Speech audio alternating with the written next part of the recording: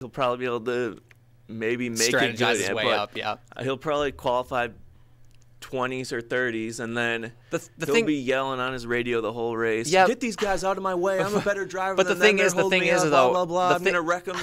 And then the thing is, though, and I don't know, I mean, maybe you'll agree, on a road course especially, there is actually a certain driving talent that will actually, even if your car is not the best, propel you a little bit. Because the thing is he doesn't have good cars ever, but he always does run well at Watkins Glen and at Sears Point, because he actually is a really good road course racer. So That's my second pick. Who is your final pick for Watkins Glen? I was thinking about Juan Montoya, but since I do have a grudge against him, I'm going to have to go with Marcos Ambrose, because he had a really good run at Sears Point, and he has road course experience from wherever he came from. Australia. Yeah. Aussie. And, he's a regular, too, so he'll probably have a decent car. Yeah, he's been running amazing this year. Yeah. I thought I went out there with Robbie Gordon. You went way out there. You're totally going to pull away from me. We're going to come in here on Monday, and you're going to be like 100 points ahead of me. Speaking of grudges and who you may or may not have picked, we're doing this today. We're on the same page. I picked Montoya. Once again, potential of the overdriving, driving erratically, crazy kind of guy, but he has been on a hot streak the last couple weeks. He's obviously a good road course racer. He has won.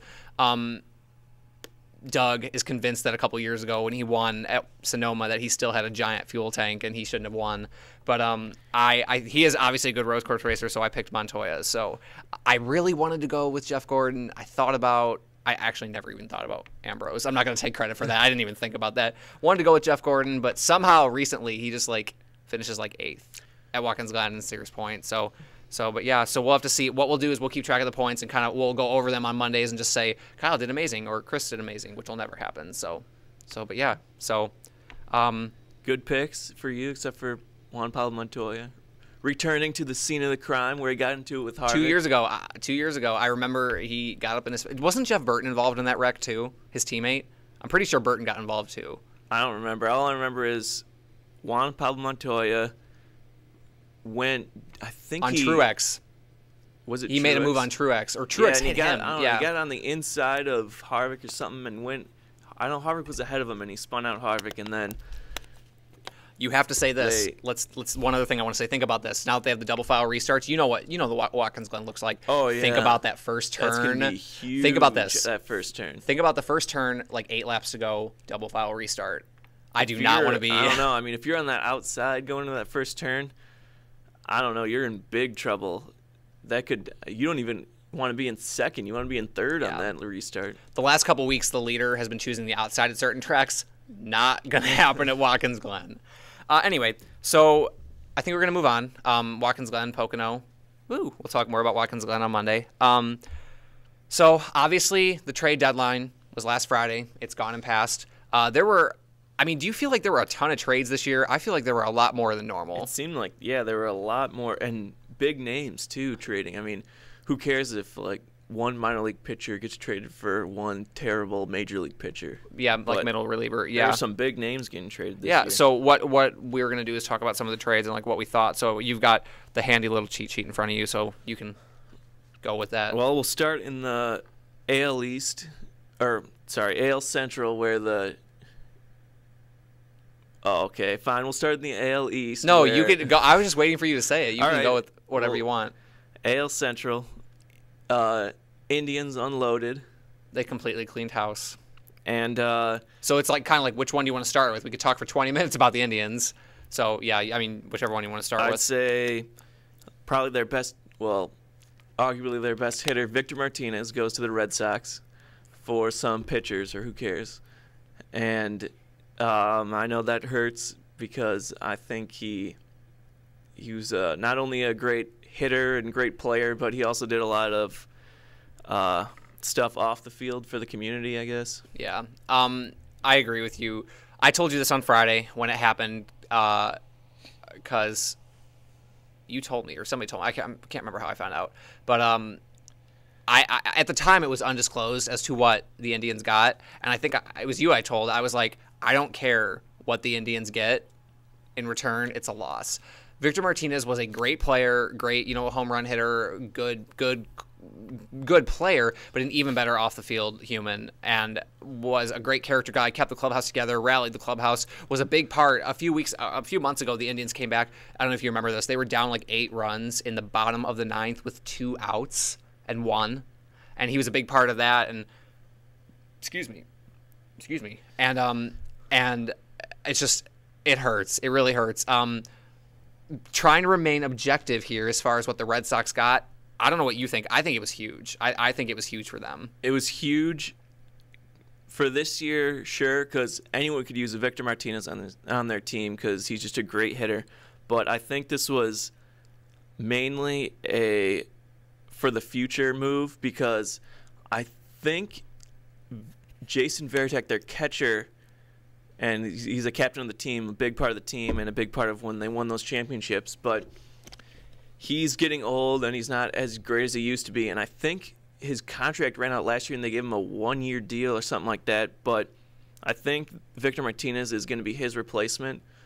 So I think the acquisition of Martinez to the Red Sox was more of a future thing rather than right now. But, of course, he'll help them out right now, too. But well, and the interesting that thing just makes a great team even better. Yeah, but the only thing that worries me about that is think about the logjam for playing time they have now. Because Victor Martinez this year, actually more than any other year, was splitting. Like when they listed him as a player, he was listed as catcher / first base. That doesn't happen all that often. But he was splitting time. But think about the logjam it's going to cause with playing time now. Because Varitek, team captain, like you've said before, not a backup, not every other day player. Martinez, not a backup. What's his face at first? What's his name? I can't think of his name. Thank you, Youkilis. Not. Yeah, those are all. Yeah, those are all starters that you pretty much have to play. And of course, getting Victor Martinez, he's definitely an everyday starter. But it's kind of a great problem to have. Too many players. Hitters. Yeah. Well, that's the kind of thing they say also with Boston is that they've got too many starting pitchers. One time I heard that and I was kind of like, I would love to have that problem. Like too many starting pitchers. Most teams can't get 4. Like, so. But yeah. But I think next year I can see them getting rid of Varitek and then moving Victor Martinez into that catcher spot and playing every day.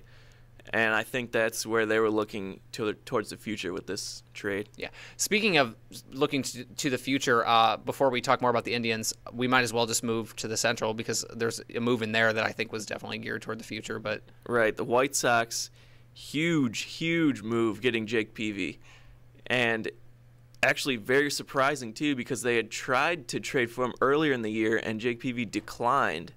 I remember I gave your brother. Your brother is a huge White Sox fan, and I gave him. And then right at the end of the deadline, we hear Jake Peavy gets traded to the White Sox, and Peavy is injured still right now, but they expect him to be back at the end of August, maybe a start or two by the end of the season, maybe not, but the postseason they definitely expect him to be there if the Sox make it to the postseason. Well, the interesting thing is, first of all, they're not going to make the postseason. I think they will, though.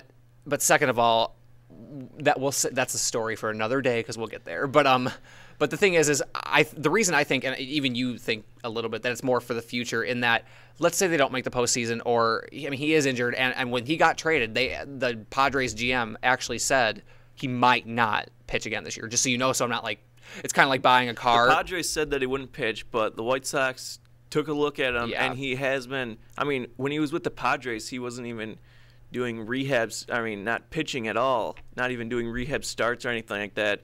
And then he got to Chicago and pitched off a mound, and they got a better look at him than the Padres did because I think he still had like a cast on or something like that that prevented them from really seeing. But now the White Sox are saying that he could be ready for the end of the season. Well, and I think the reason the Padres said that is it's kind of like, let's say, it's kind of like I buy a used car off of you, and you're going to tell me, because we're friends, you're going to tell me every little thing that might go wrong or might possibly, because you don't want to be perceived as screwing me over. And I feel like that's kind of what it was. Like, he might not pitch again this year, but that's why I don't think he will pitch again this year. I think it's a huge acquisition, and I think they should save it for next year.